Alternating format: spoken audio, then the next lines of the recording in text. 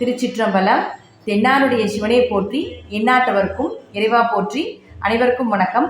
இன்னைக்கு நாம ஏப்ரல் மாதத்திற்குண்டான பலன்கள் எப்படி இருக்கும், மாத பலன்களை பற்றி நாம இந்த வீடியோவில் முழுமையாக பார்க்கலாம். இப்போ நாம சிம்ம ராசிக்குண்டான ஏப்ரல் மாத பலன்கள் எப்படி இருக்கும் அப்படிங்கிறத பார்க்கலாம்.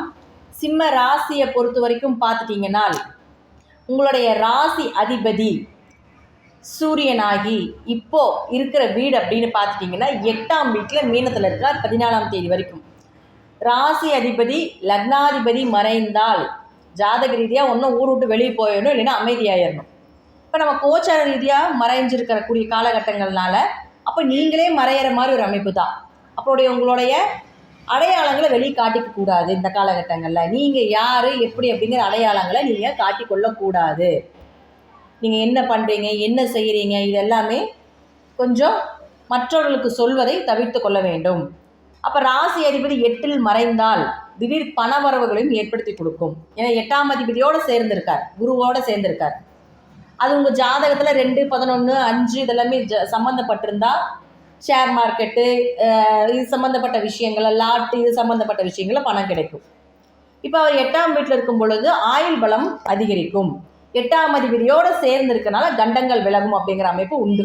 இப்போது உங்களுடைய ராசிக்கு 2 மற்றும் 11ஆம் அதிபதியாக இருக்கக்கூடிய புதன் பகவான் இப்போ இருக்கக்கூடிய வீடு அப்படின்னு பார்த்துட்டிங்கன்னா உங்களுடைய ராசிக்கு 9ஆம் வீட்டில் வக்கரத்தில் இருக்கார்.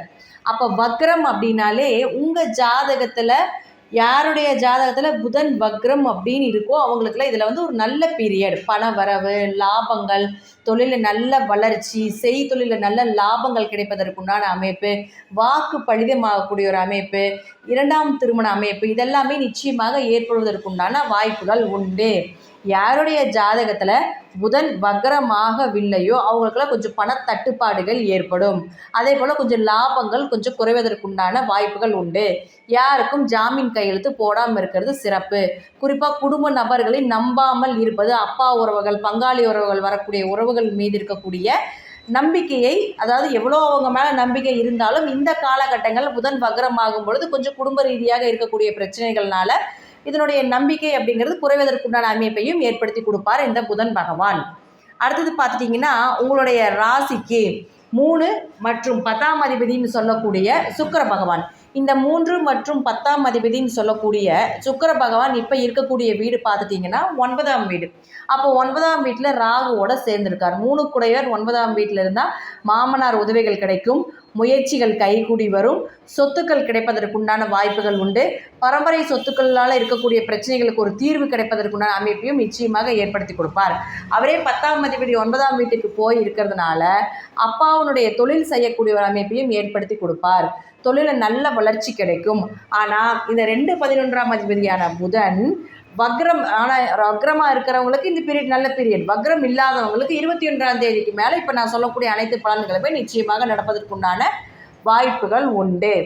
அவரே அடுத்தது பார்த்துட்டிங்கன்னா உங்களுடைய ராசிக்கு 4 மற்றும் 9ஆம் அதிபதியான செவ்வாய், இப்போ 4 குடையர் 9ஆம் வீட்டில், 9ஆம் அதிபதி 4ஆம் வீட்டில் இருக்கார். இந்த அமைப்பு அப்படின்னு பார்த்துட்டிங்கன்னா பரிவர்த்தனை யோகத்தை ஏற்படுத்தி கொடுக்கும். இந்த பரிவர்த்தனை யோகம் அப்படின்னு சொல்லக்கூடியது ஒவ்வொரு ஜாதகத்துக்கும் மாறுபடும் பலன்களில். இப்போ சிம்ம ராசியை பொறுத்த வரைக்கும் புதனுடைய வீட்டில் செவ்வாயும், செவ்வாயினுடைய வீட்டில் புதன் இருக்கிறார் அப்படின்னா 11 மற்றும் 9 தொடர்பு ஏற்படும். அப்போ 9, 11 தொடர்பு ஏற்படும் பொழுது அப்பா மூலமாக லாபங்கள் கிடைக்கும், அப்பா உறவுகள் மூலமாக நல்ல லாபங்கள் கிடைக்கும், 2ஆம் திருமண அமைப்பை ஏற்படுத்தி கொடுப்பார், பூர்வீக சொத்துக்கள் கிடைக்கும், பரம்பரை வழி தோஷங்கள் விலகுவதற்குண்டான வாய்ப்புகளை ஏற்படுத்தி கொடுப்பார். உங்களுடைய ஆசைகளை நிறைவேற்றக்கூடிய ஒரு அமைப்பை நிச்சயமாக இந்த புதன் செவ்வாய் பரிவர்த்தனை யோகம் மூலமாக உங்களுக்கு நிச்சயமாக கிடைப்பதற்குண்டான வாய்ப்புகள் உண்டு. அதே போல் பார்த்துட்டிங்கன்னா அவர் யாருன்னு பார்த்துட்டிங்கன்னா 9ஆம் அதிபதி. அந்த 9ஆம் அதிபதி போய் 11ஆம் வீட்டில் இருக்கிறது நிச்சயமாக நீங்கள் கேட்டது எல்லாமே நடக்கும். கையில் எப்பவுமே காசு இருந்துட்டு இருக்கக்கூடிய ஒரு அமைப்பை ஏற்படுத்தி கொடுக்கும். குருமார்களுக்காக செலவு செய்ய வேண்டிய ஒரு சூழ்நிலைகளை ஏற்படுத்தி கொடுப்பார். குருக்குண்டான தேவைகளை பூர்த்தி பண்ணக்கூடிய ஒரு அமைப்பை ஏற்படுத்தி கொடுப்பார். இதெல்லாமே இந்த புதன் மற்றும் செவ்வாயினுடைய ஆதிக்கத்தில் நடக்கக்கூடிய பரிவர்த்தனை யோகம். அடுத்து உங்களுடைய ஜாதகத்துக்கு 5 மற்றும் 8ஆம் அதிபதியான குரு பகவான். இந்த குரு பார்த்துட்டிங்கன்னா இந்த 21ஆம் தேதி ஏப்ரல் மாதம் 21ஆம் தேதி மீன ராசியிலிருந்து மேச ராசிக்கு பயிற்சி ஆகிறார். இப்போ 5 குடையவர் 9ஆம் வீட்டுக்கு போகிறது யோகமா? குழந்தைகள்னால பெருமை அடையக்கூடிய ஒரு சூழ்நிலைகள், கற்பனை திறன்கள் அதிகமாகக்கூடிய ஒரு காலகட்டங்கள், குழந்தைகளுக்காக செலவு செய்ய வேண்டியது, குழந்தைகளுடைய தேவைகளை பூர்த்தி பண்ணக்கூடியது, இது எல்லாமே இந்த குரு பயிற்சியில் நிச்சயமாக நடக்கும். ஆனால் ராகு கூட இருக்கிறதுனால இந்த குரு ராகு சேர்க்கை குழந்தைக்கு நல்லது செஞ்சாலும் ஒரு கெட்ட பேர் வரக்கூடிய ஒரு அமைப்பையும் நிச்சயமாக ஏற்படுத்தி கொடுப்பார். அடுத்து உங்களுக்கு பார்த்தீங்கன்னா அது 21ஆம் தேதிக்கு மாறுற வரைக்கும் பார்த்துட்டிங்கன்னா உங்களுக்கு 8ஆம் வீட்டில் இருப்பார். அப்போ 5 கூட 8ஆம் வீட்டில் இருந்ததுன்னா குழந்தைகளுக்கு ஏதாவது ஒரு ஹாஸ்பிட்டல் செலவு செய்கிறது, அவங்க மூலமாக ஒரு மனக்கசப்புகள் ஏற்பட்டிருக்கும், இதெல்லாமே நடந்துக்கிட்டு இருக்கும். பொதுவாக பார்த்துட்டிங்கன்னா இந்த குரு பயிற்சி ஆன உடனே குழந்தை சம்பந்தப்பட்ட விஷயங்கள் எல்லாமே உங்களுக்கு சாதகமாக இருக்கக்கூடிய ஒரு காலகட்டங்களாக இருக்கும். அடுத்து உங்களுடைய ராசிக்கு 6 மற்றும் 7ஆம் அதிபதியான சனி பகவான் உங்களுடைய ராசி நேரடியாக 7ஆம் பார்வையாக சப்தம பார்வையாக பார்த்து கொண்டு இருக்கிறார். அப்போ 7ஆம் பார்வையாக பார்க்கும் பொழுது உங்களை நீங்கள் செய்கிற எல்லா விஷயத்தையும் அவர் பார்த்துக்கிட்டே இருக்கார் அப்படிங்கிற அர்த்தம் தான். நேரடியாக அவரோட கட்டுப்பாட்டில் இருக்கீங்க.